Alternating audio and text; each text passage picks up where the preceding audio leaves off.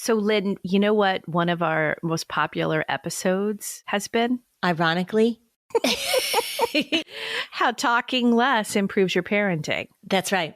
For those of you who don't know, one of Lynn's very effective parenting strategies is to talk 85% less. Mm-hmm. When you're explaining something, when your child is anxious, when you're trying to get out the door, when you're trying to get to bed, it just is helpful if you say less words. Even if you've listened to this episode before, it's pretty powerful. So we're going to recast this one today. Because it's advice we can all use. And it also is different if you're listening to it, like if you've listened to it before, but now maybe your kids are a few years older because we did it a while back, you might have some different perspectives on it. If you are helping a child work through something that they're anxious about, one of the things that turns them off is when you start giving too many examples of your experience. So as they're trying to figure something out, you start saying, well, when I was your age, or the way that I do this, or the way you can give maybe one, but when people give example of how that experience was for them, I had that experience with adults too, right? You're trying to tell something and somebody keeps jumping in and telling you their experience.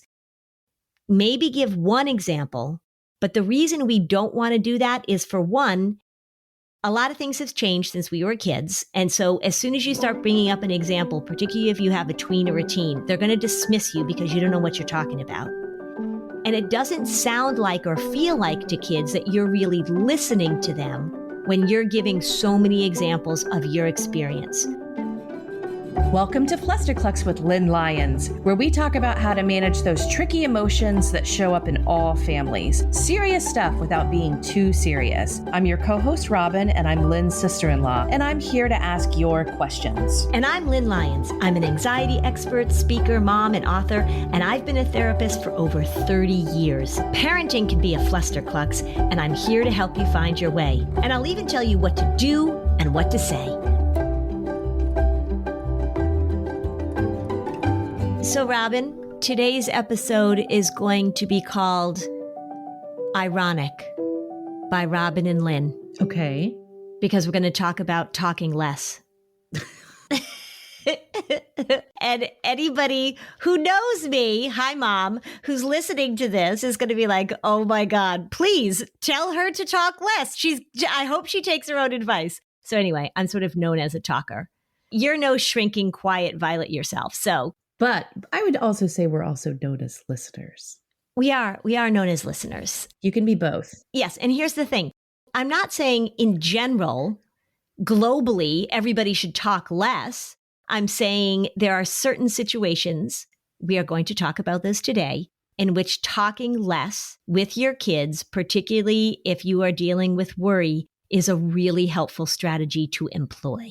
Well, we should give everyone context. If you're a regular listener, you know that Lynn often gives the advice to parents, talk 85% less. Yes. I'm going to put it on a mug. I keep threatening to do that. And I joke sometimes in my office with families, I'll say, okay, so I need you to talk 85% less. And the parent will be like, oh, I know, that's so true. I should really. And I'll say like, no, right now. Start now. Ready now. Yeah. And it's hard. It's hard. A lot of times when we're worried, we want to process things out loud. And I think there really is a expectation or a belief that you just want to help talk your kids through something. That if we just talk about it, if I just give them more information, if I give them more reassurance, I just want to give them a running commentary about what's going on so that it will help. That's what I'm talking about. We're talking about the communication pattern that is almost coming from your anxiety and not from yourself. Mm-hmm. So as someone is chatting, it's the anxiety also talking about reassurance or catastrophizing or all of these different things. It's not talking from a conscious place. Right. And the other thing to think about too is that you want to give your kids some space from your commentary, some space from your reassurance so they can do some problem solving. And a lot of times parents are talking because they are verbalizing the problem solving. They're verbalizing the steps. They're verbalizing the sequencing, all the things that I talk about that are great. But I want you to just be quiet so that you can give some space and some room for your kids to do that inside their own head without your help. Let's get very specific about a hypothetical situation that's really common with a 6-year-old at a playground. Oh, that's such a good one. Yeah, I often tell that story about following that catastrophic father and daughter up the mountain. I think I've told that on the podcast before, where the dad was just giving a running commentary about every possible thing that could possibly go wrong. But that 6-year-old on the playground, you're saying to them, hey, watch out for that. It's safety chatter a lot of the time. Watch out for that. Oh, wait, come on. Oh, you're too high. Oh, watch. Oh, come over here. It's like a running warning of what could go wrong. So that's the catastrophic chatter that happens that we see all the time. Do you remember the episode we did when we talked about the mom and the child on the airplane sitting in front of me? Mm-hmm. The mom was narrating every single thing that was happening on the flight. Mm-hmm. The flight attendant's going to roll down the cart and offer us a beverage. We're taking off now. They're going to illuminate the fasten your seatbelt sign. Mm-hmm. She was certainly paying her child a ton of attention. Mm-hmm. But if you were to choose words to connect with your child in that moment, would those have been the best words? Because instead it is using those words to make sure your child knows exactly what's going to happen. Right. So that's coming from a place of anxiety. Right. Instead of talking to your 6-year-old and saying, where do you think all these families are going? Who do you think they're going to visit? Mm-hmm. Who do you think's picking them up at the airport? Oh, look at that. Yeah, or look at that, or using imagination, connection. What are you most excited to do on our trip? Mm-hmm. Those are the different types of conversation choices you could have versus coming from a place of anxiety talking. Right. Or I don't think I've ever told you my favorite game on a plane, which is let's notice how different everybody's hair is. Because that is really interesting. You can only see the backs of people's heads. It is amazing how many different types of hair there are. So we have a playground, or that one you talked about, the mom with her child on a plane. It could be grocery shopping.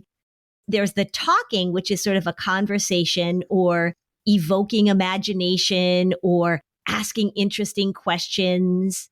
Like, let's look and see how many yellow boxes of cereal there are, or that kind of stuff, versus that narration of this is what's going to happen, or the safety chatter, be careful, watch out, you're too high, you're too low, move over here, I need you to do this, I need you to do that. So one way to differentiate it is, are you asking questions? Are you being curious? Are you sparking imaginative thought? Or are you giving a running commentary that really comes from that place of safety and danger and watch out and be careful? Or control. Or control. Setting expectations. And the other thing that is critical for nurturing really connective conversation with younger kids is asking those questions and then being quiet so that they can answer your questions on their own timeline, because they may not blurt out an answer quickly. Right. But if you're quiet, eventually they have something to say. And one of the ways you could do it is you can say, oh, I wonder. So I ask kids like, I wonder what you're thinking about, or I wonder what you would do if you were in that situation. I wonder where those families are going, that kind of thing. So you're asking questions and then you're leaving space for them to think. One of the things that we want to pay attention to with worry, like you said, is that it wants more information. It wants reassurance. It wants to focus on safety. It wants to focus on controlling the outcome. And there's not a lot of room. So there's not a lot of room for error. There's not a lot of room for exploration. There's not a lot of room for risk, right? We always want kids to be able to experience some reasonable risk. And so it means that you have to just take it back a notch. The other example that I come across all the time is that if you have a picky eater at the dinner table, when families go into restaurants or when they're eating around food, there can be a lot of talking about what you're going to eat, what you're not going to eat, what you're going to order, how you should be eating. And it is really helpful if you have a picky eater, and we did an episode on this too, but to establish that this is what we're going to do. This is how we're going to have our meal, and then be quiet and let your child work through it a little bit rather than offering so much language about it. So much language about it. And then I'll give you another one of my sort of rules, I guess, for lack of a better word, is that if you are helping a child work through something that they're anxious about, one of the things that turns them off is when you start giving too many examples of your experience. So as they're trying to figure something out, you start saying, well, when I was your age, or the way that I do this, or the way you can give maybe one, but when people give example of how that experience was for them, I had that experience with adults too, right? You're trying to tell something and somebody keeps jumping in and telling you their experience. Maybe give one example, but the reason we don't want to do that is, for one, a lot of things have changed since we were kids. And so as soon as you start bringing up an example, particularly if you have a tween or a teen, they're going to dismiss you because you don't know what you're talking about. And it doesn't sound like or feel like to kids that you're really listening to them when you're giving so many examples of your experience. So it pulls you in rather than showing that you're externally connected. So that's something to pay attention to as well. Here's another thing that drives kids crazy, is when we just repeat ourselves over and over and over again. Say you're trying to get your child to do something. Say that they're worried about something and you're trying to encourage them or coax them, or you just want them to do something like you need to go clean your room or you need to go empty the recycling. Say it, and then just give them some space to process that and figure out what they're going to do next with the information you've given them or the requests that you've made. So when you repeat, they just tune you out. The thing that happens a lot of times with kids is that parents that talk too much, parents that talk at their kids all the time, so it's a running stream of commentary, they know that they don't have to listen to the first 5 or 6 requests. They're waiting for the tone or the volume to change, and then they'll get up and do what they need to do. That happens a lot with kids waking up in the morning. They're like, I have asked you 5 times to get out of bed so you're not late for school. And then finally, when I don't understand why she only gets out of bed when I finally lose it and I scream at her that we have to leave in 15 minutes. And I say, because you're the human snooze button. And she knows that that last freak out 15 minutes before departure time is the one she actually has to pay attention to. What's your advice on that then? Just start with the freak out, save time? Yeah. Here's my advice on that. Getting up in the morning and setting an alarm and listening to it is a really good skill to have. I can't tell you how many parents say to me, he just slept through 5 alarms. No, he didn't. He didn't sleep through 5 alarms. It's giving them the responsibility and maybe figuring out, I'm not against parents waking up their kids in the morning, particularly if they're little. But then once you wake them up, then you don't have to keep going back in over and over again. And you can give them a warning and say, we're leaving in 10 minutes and either you're ready to go or we're going to be late. And then do that. Don't say anything else. And then let them miss the bus or let them be late or let them miss soccer practice. They depend on us to be that constant reminder because you have set it up that they can depend on your verbalizations as their cue, and you want to pull back on that a little bit. Let's talk about teens after this break. We encourage our listeners to really help recenter self-care for themselves. And I think one of the things that is a challenge if you are a working parent is finding the time for therapy.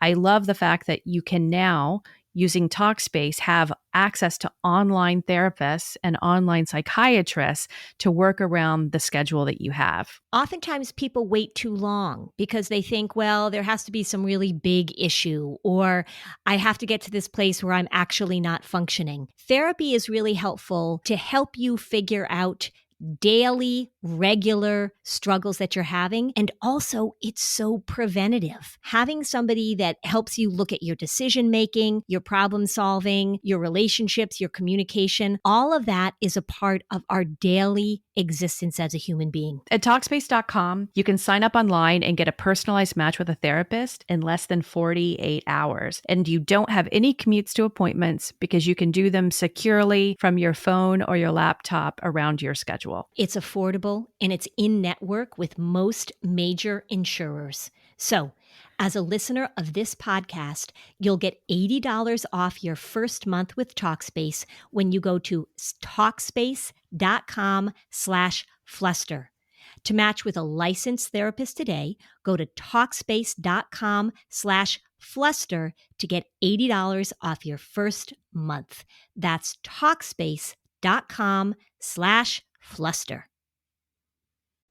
Okay, raise your hand if this sounds like you. You obsessively follow that credible health expert on TikTok. You're always searching for the latest craze of what you can do to improve your fitness. You take supplements. You're looking for the perfect exercise. But look, when was the last time that you actually went to see a real doctor, an actual good doctor with medical experience, with a medical degree? If you have to think about it, it may be time to head to ZocDoc. ZocDoc is a free app where you can find amazing doctors and book appointments online. We're talking about booking appointments with thousands of top-rated, patient-reviewed doctors and specialists. You can filter specifically for ones who take your insurance, are located near you, and treat almost any condition that you're searching for.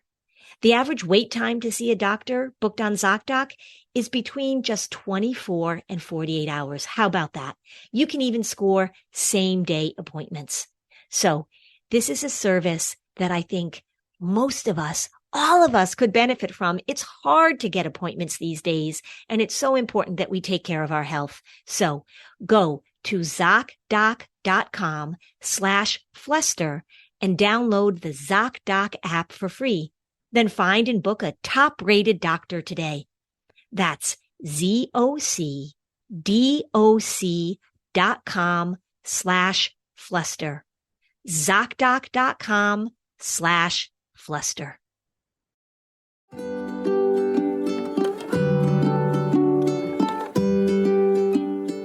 Okay, we're back. So now we're going to talk about teens, where I will share that as a mom, I feel pretty good about my performance with not doing that with younger kids and having a lot of questions asked and like very slow, intentional conversations, especially when they were younger, to kind of set that stage.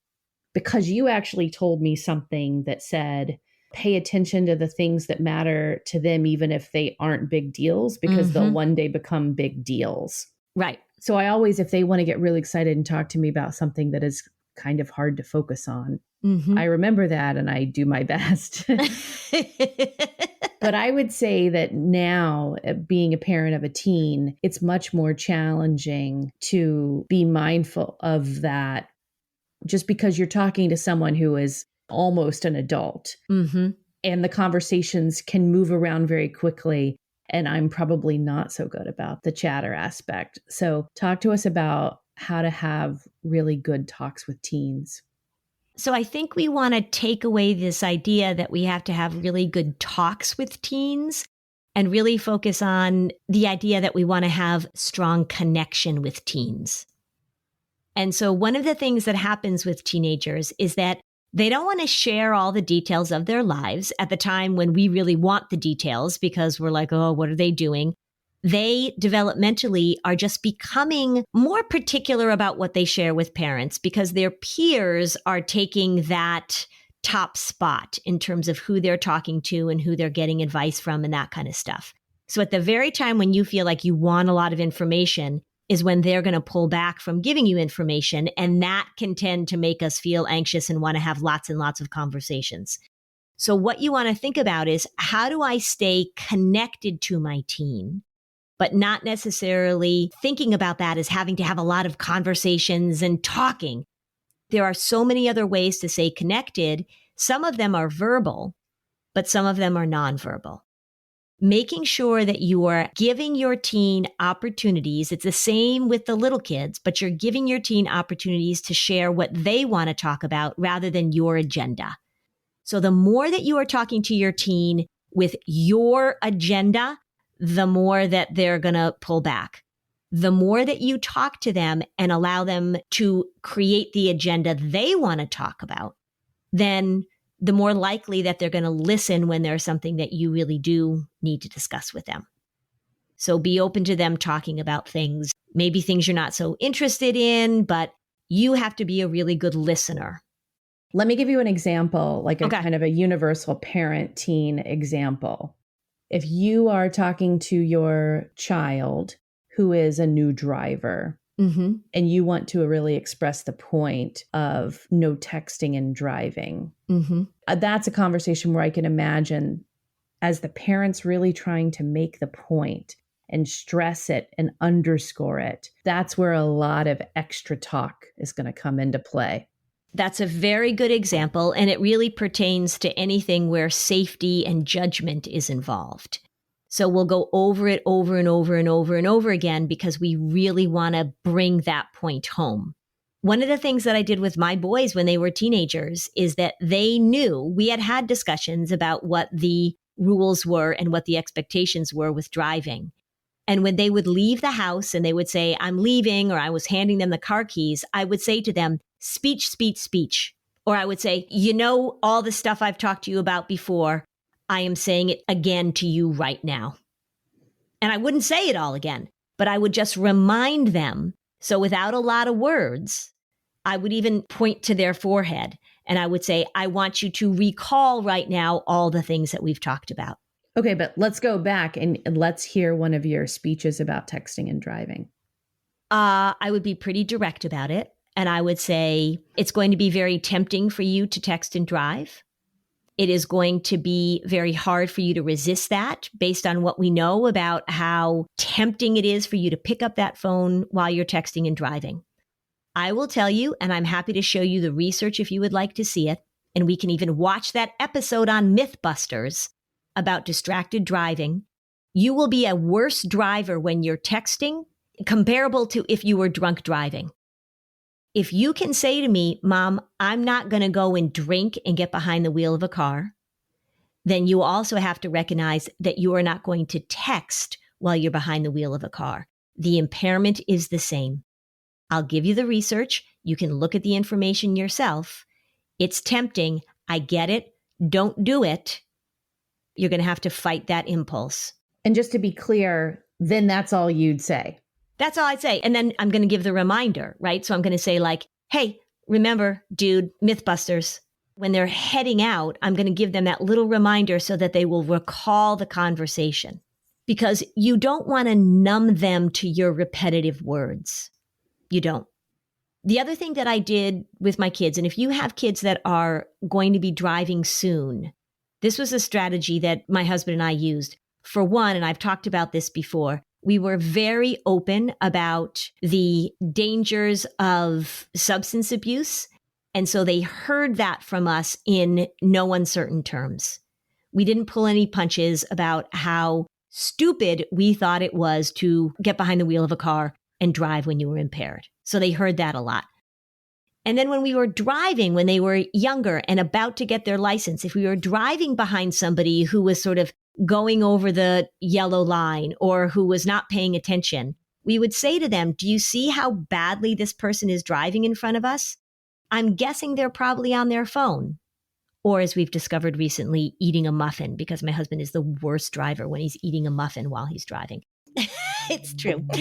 But we would say to them, see how that guy is driving erratically? Or do you notice how that person is not paying attention? I bet they're on their phone. That's the impact of you being a distracted driver. And we would just throw that out there as examples.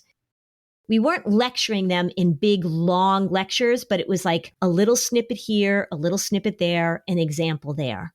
So your family is out in a car and you see someone swerving, and Lynn, as a mom, says, look at how distracted this driver seems to appear. I bet they're texting, and that's a very dangerous choice to make. End of story. End of story. But the anxious mom might say what? The anxious mom might say, okay, so now the reason I'm telling you this is because you're going to get your license in 2 years. And I'm going to put one of those apps on your phone that is going to show me how fast you're going and where you're going. And I am telling you, it is really hard to not text when you're on the phone. We know that, right? So I'm just warning you right now. If I ever find out that you are texting and driving, I'll just tell you this. Do you know my friend Phyllis? Well, her brother-in-law just got in a terrible accident, and I'm pretty sure that he was texting, and his wife was so mad at him. And then you tell this catastrophic story, and they're like, yeah, mom, shut up. We know that teenagers roll their eyes a lot at us when we say things. I actually think sometimes that when a teenager, if you're an anxious mom and if you or dad, and you tend to lecture and you tend to tell a lot of catastrophic stories, notice the eye roll as a little bit of a warning sign for you that it's time to be quiet. So that eye roll, if you are a lecturer, that means they have tuned you out. That means you have lost your audience. A short statement, giving them some information, giving them an example, and shutting your mouth can be a lot more powerful. Well, one of those examples in the first one where we're describing you're speaking from a place of consciousness. Mm-hmm. And in the second example, the anxiety is doing the talking. That's right. That's worry. Worry often feels like just more information is better. If I can just bombard you with information, if I can just tell you this over and over and over again, it's going to sink in. You need to hear it. You need to hear it. And that's just not how good verbal communication works, particularly between parents and teens. Here's the other thing I want you to pay attention to. If you only talk to your teenager in this worried lecturing, I'm going to give you information. It is so hard for teenagers these days. I'm so worried about you, et cetera, et cetera, et cetera. They are going to shut you out even before you open your mouth. Look for opportunities to just have casual, short, pleasant conversations with them. It's sort of like if you had a friend that whenever you ran into them at the store or whatever, that you knew what was coming, like they were going to talk to you nonstop and you weren't going to be able to get away from them, you would purposely avoid them. There was a woman I knew in Concord. She has since moved away. But if I was walking down the street in Concord and I saw her coming, I would literally cross the street. She was a very nice person, but she talked at me so much that I wanted to avoid her. Give your kids evidence that you can have pleasant, short, non-anxious conversations with them that they can enjoy. Think about how you're going to connect with your teen, not just around your worry and your fear, not just around expectations or obligations or telling them what they have to do or asking them how their homework is, but just bring up some conversation with them, something that they're interested in. And also remember that you can connect with your teenager non-verbally. So even just sitting down and watching a show with them, even just going for a walk and not feeling like you have to talk to them the whole time is a really good way to connect. You're priming the pump. It's like what you said before, Robin. You talk to the little kids about the little things because for them, they're not the little things. So that when there are big things, they'll talk to you. It's the same way. You want to foster that connection where they feel like they can talk to you and they're not going to get lectured. You're not going to overreact and you're not going to be just this constant stream of worry and anxiety and expectations, etc. Let's talk about this in the broader scope of the parents listening to this as they're thinking about their own anxiety. Mm-hmm. Because one of the things that I noted in my own parenting journey is that there were certain chapters of my life. I was more isolated from other adults. I was with kids all day. Mm-hmm. And then there would be that moment where I would talk to another adult. And it's like a vomit of conversation. Mm-hmm. I don't know that I was ever the woman that you avoided to cross the street, but I definitely would have had those moments where I wasn't talking from a place of being grounded. I was talking because I was anxious, because I was doing things that challenged me as a parent that day. And then like when I finally talked to another adult, I've got all this energy. So I think that how grounded you are versus how much you are talking from a place of anxiety is self-reflection that is worthwhile. Because as you said that, a lot of people who they say their teenagers don't tell them anything. Mm-hmm. Well, maybe that's an indication that strengthening authentic and grounded communication is something to work on, because if you're always coming at your kid from that anxiety chatter, no one wants to engage with it, even other adults. Mm-hmm. Yes, that's exactly correct. And your kids want to connect with you. They do. What gets in the way of that is when they feel like if they're, what's that expression? In for a penny, in for a pound?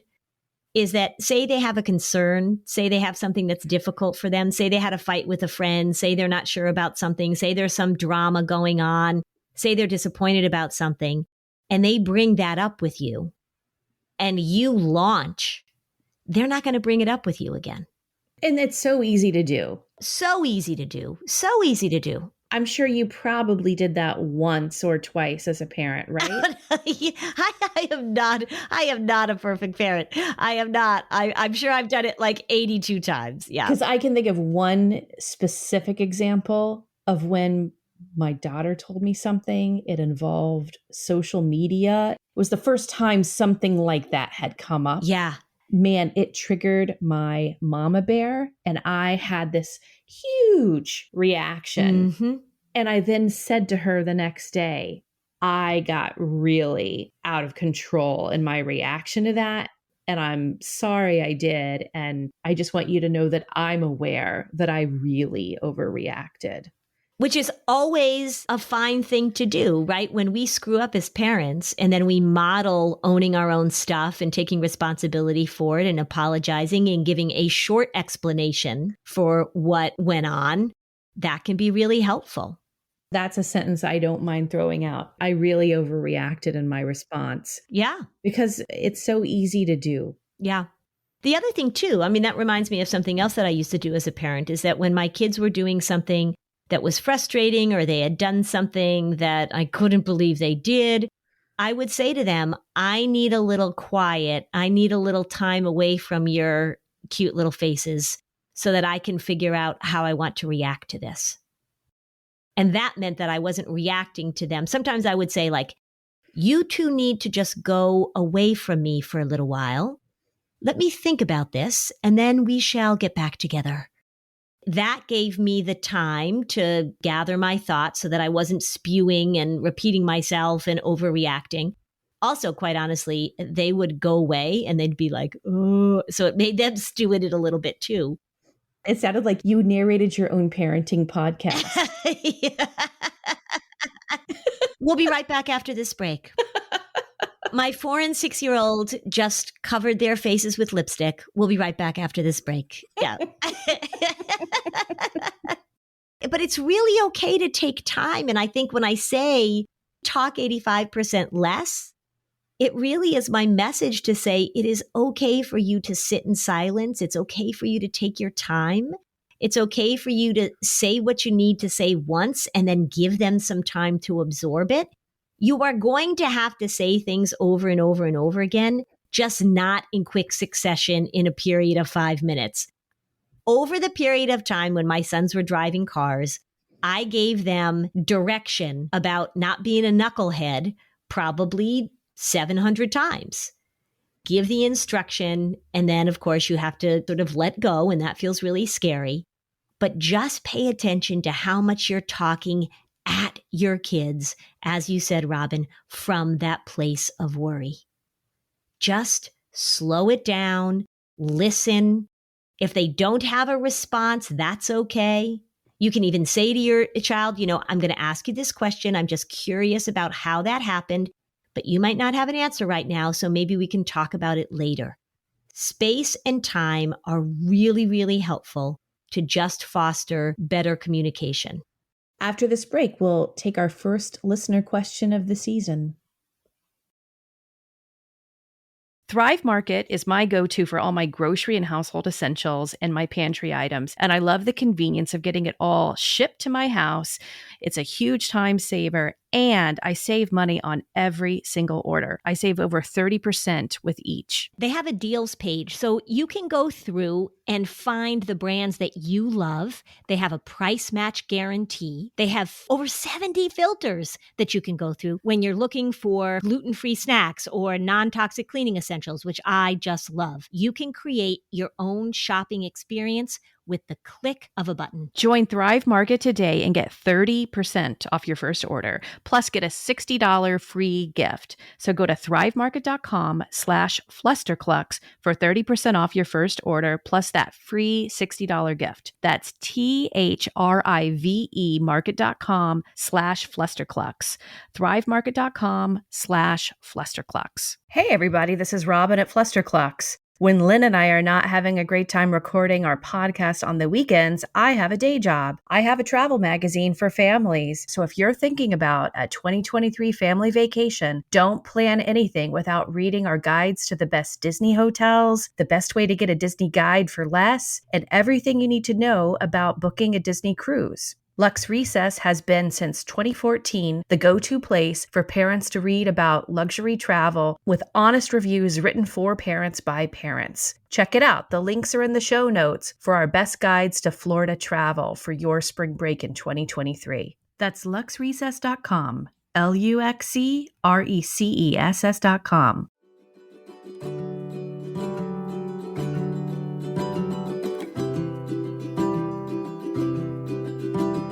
So, Lynn, I have a listener's question really about semantics that I think will be very helpful to many people. She asks, I would love to talk about the difference between stress and anxious state and clinical anxiety disorders. I often hear these being used synonymously. And how do they differ or stay the same? Okay, yeah, that is a good question. And people ask me this a lot because there are so many words that we have to describe the state. I often differentiate between anxiety and worry. So let me just give that quick little differentiation that I think I've given before. When we're talking about worry, we're talking about a cognitive process that's happening up in your prefrontal cortex. So when you're worrying, that's a thinking process. You're creating that scary movie. You're going over things in your head. So that's a cognitive process when people are worrying.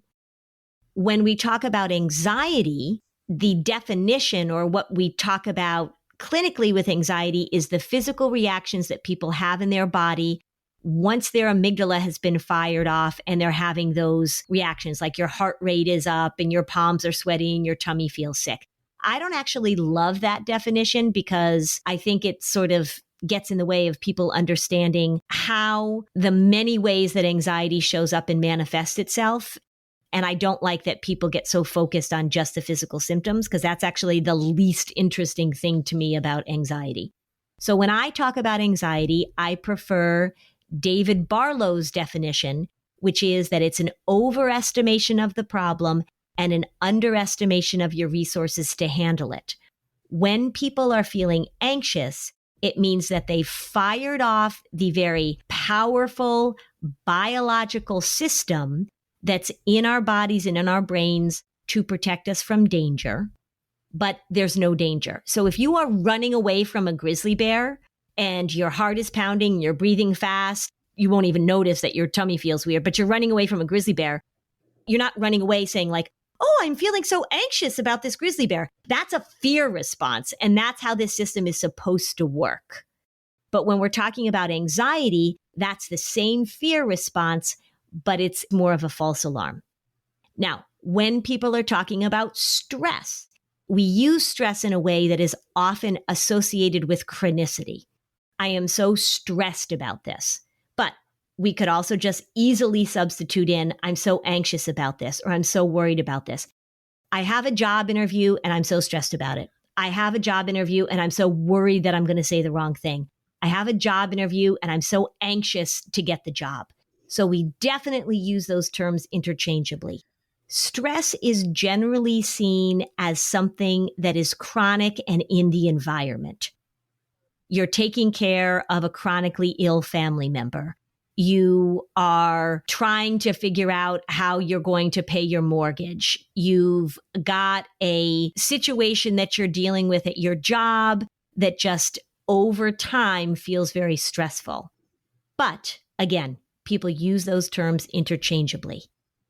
If we are talking about an anxiety disorder, the way we differentiate between the normal, not comfortable, but normal worry, stress, anxiety that we all feel with an anxiety disorder is that when it's really impairing the normal developmental stages of a child or impairing your adult life such that you're not enjoying your relationships, you're not able to do the things you need to do, like get to your job, you're not leaving your house, that you've got so many physical symptoms that perhaps you're taking over-the-counter medications or sometimes prescription medications or sometimes not medications at all to try and deal with the physical symptoms. You're going to the doctor or to your nurse practitioner a lot so that it really is taking over your functioning. And then we would put it in the category of an anxiety disorder. One of the things I think is really helpful for people to know that the way that anxiety becomes a disorder very often is that you start worrying about the anxiety symptoms themselves. If you feel panicky about something, you don't have panic disorder. If you start worrying or fretting or avoiding any situation that might make you feel panicky, then it becomes panic disorder. So an anxiety disorder becomes a disorder because we go inside with the situation, the symptom, the trigger, and we do a whole different experience of, oh no, I shouldn't be feeling this way. Why am I feeling this way? This is too big a problem for me to deal with. And that's when things really spiral out of control. So it is a matter of semantics for sure, but that's kind of the definitions that people most often use. I love to speak in public. I'm totally fine speaking in public. And everybody asks me sort of what's a situation that would make you nervous speaking in public? You like to speak in private too. So I don't know why. You like to speak. I do like to speak. I do. I enjoy an audience. Let's just say that. People who have difficulty public speaking just can't even understand this. But if somebody said to me, hey, do you want to speak in front of 100 people or 1,000 people? I'd be like, 1,000 people, duh, of course. But I just had a new speaking experience. Okay. I had for the first time. So I was invited to give the academic convocation at a college this past week. And I got to speak in front of a huge group of college students and professors. And I got to wear regalia. So for those of you who are in academia, you're like, oh God, we have to wear those things all the time. I had never gotten to wear one before. I got to march in with the college president. It was just really fun. And I did feel a little bit of sort of like flutteriness that I don't usually feel, but it was really excitement. So anyway, it was kind of a cool thing. That is very cool. Yeah. And I read my speech, which I never do, because they told me I had 10 to 15 minutes. If you're afraid of speaking and somebody says to you, you have to speak for 12 hours, you're like, oh my God. For me, I'm like, good. If you say to me, you can only speak for 15 minutes, I'm like, oh my God. Yeah. So that's terrifying for me. I think now is the appropriate time for us to recall how you opened this episode with the theme being ironic. I know it's true. And again, let's just also talk about the importance of differentiation. There are times when talking is really good. I make my living talking and I enjoy it. But I've had to learn as a parent that there are times, and as a spouse actually, there are times when it's really important to just shut your pie hole. I really want to end the episode with shut your pie hole. If this episode was helpful to you, you can join our Facebook community, and we'd love it if you left a 5-star review on Apple Podcasts. Thanks for joining us on this episode of Flusterclux. Bye, Robin. Bye, Lynn. Are you overwhelmed by the things that get in the way of you doing what you want to do? Are you looking for ways to simplify life to better align with your values? Do you want to create space in your schedule so you have room for more of the good stuff? Play, joy, relationships, gratitude, and more? If you answered yes to any of these questions, I invite you to check out Edit Your Life, a podcast to help you edit the unnecessary from your life so you have more room to enjoy the awesome. Through episodes with me, Christine Coe, and a range of super smart, compassionate, and thoughtful guests, you'll come away with big picture insights and practical ways to declutter your home, schedule, and mental space without getting bogged down by perfection. I have always believed that small moments and actions matter tremendously. My goal is to help you find agency and space in your life through doable baby steps that will leave you feeling accomplished instead of overwhelmed. Check out Edit Your Life wherever you enjoy your podcasts.